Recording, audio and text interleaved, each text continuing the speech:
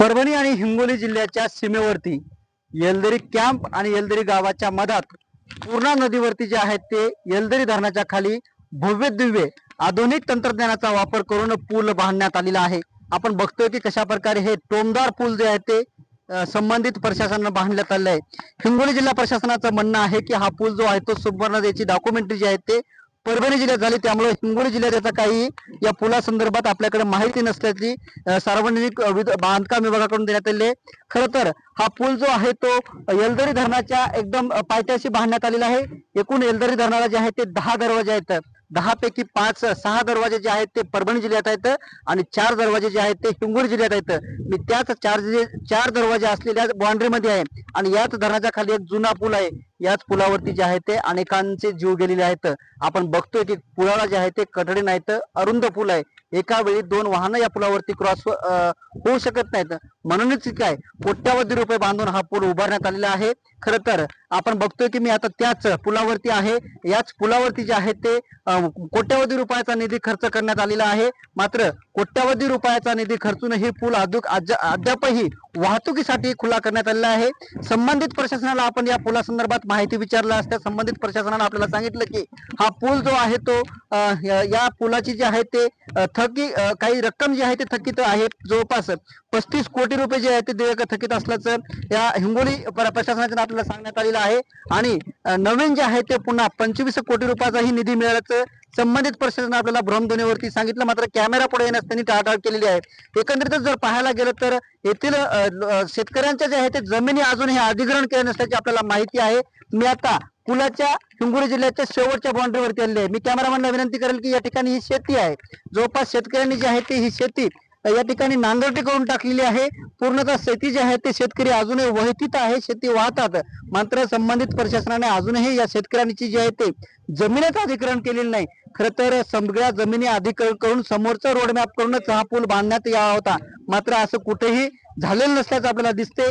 मिळालेल्या माहितीनुसार जे आहे ते अजून शेतकऱ्याच्या जमिनी अधिग्रहण झाले नाहीत अशी माहिती आपल्या सोबत येथील शेतमालक आहेत। नेमकी या पुलाची परिस्थिती काय आहे, तुम्हाला पुलासंदर्भात काय माहिती आहे? हा पूल 4 वर्षापासून चालू आहे आणि 6 महिन्यापूर्वी या पुलाचं बांधकाम पूर्णपणे झालेलं आहे। परंतु पूल झाला हा नदी पात्रामध्ये झालेला आहे, परंतु समोर शेती असल्यामुळं हा पुलाचा रस्ता समोर काही झालेला नाही आणि शासनाने या शेती याला बी काही मोबदला किंवा ॲक्वारचा आणखी काही पत्रक असं काही काढलेलं नाही। मग शासनाचं धोरण काय हे काही शेतकऱ्याच्या लक्षात आतापर्यंत काही आलेलं नाही। शेतकरी बँकेमध्ये पहिले याच्यावरती लोन घ्यायला जात होते, ते पण बँकेवाल्याला यांनी नोटीस देऊन शेतकऱ्याची जमीन ॲक्वायर करायची आहे, त्याच्यामुळे शेतकऱ्यांनी बँकेने शेतकऱ्याला काही कर्ज देऊ नये अशी त्यांनी नोटीस दिल्यामुळं बँक पण शेतकऱ्याला काही कर्ज देत नाही। पहिलेच हलवीला दिल झालेला शेतकरी, नापिकीनं कंटाळलेला शेतकरी आणि शासनाच्या उलट्या अशा कामामुळं पुन्हा एकदा आत्महत्या करण्याची वेळ शेतकऱ्यावर आलेली आहे।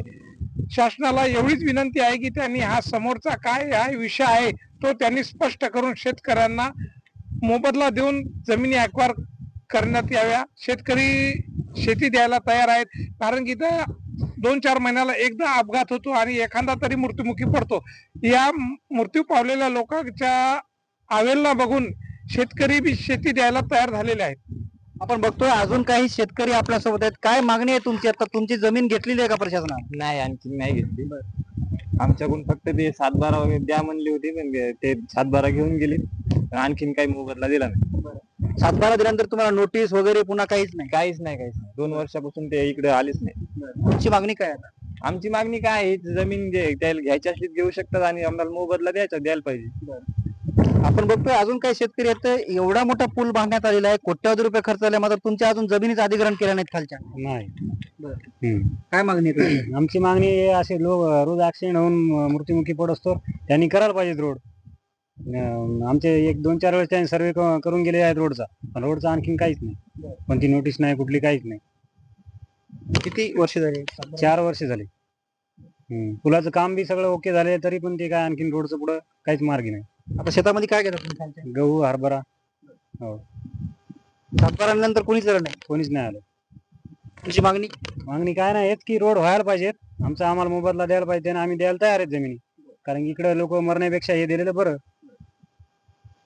आपण बघतोय या पुलाला जे आहे ते कोट्यावधी रुपयाचा खर्च केला, मात्र पूल तयार आहे. मात्र जे समोर रस्ता करायचा आहे त्यासाठी अजून शासनानं जे आहे ते जमिनीच अधिग्रहण केलं नाही. तर फक्त शेतकऱ्याकडून सातबारा नेल्या आणि सातबारा 4 वर्षापूर्वी नेले आहेत. त्यानंतर ना शेतकऱ्याकडे शासनाचा प्रतिनिधी आला, ना संबंधित या पुलाचा कॉन्ट्रॅक्टदार आला.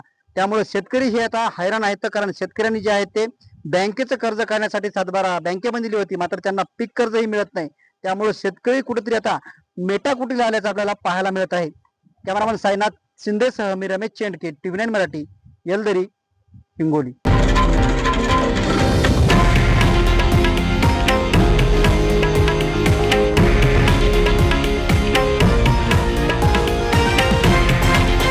हे आहे देशातील नंबर 1 न्यूज नेटवर्क आणि आपण पाहत आहात TV9 मराठी, एकमेव.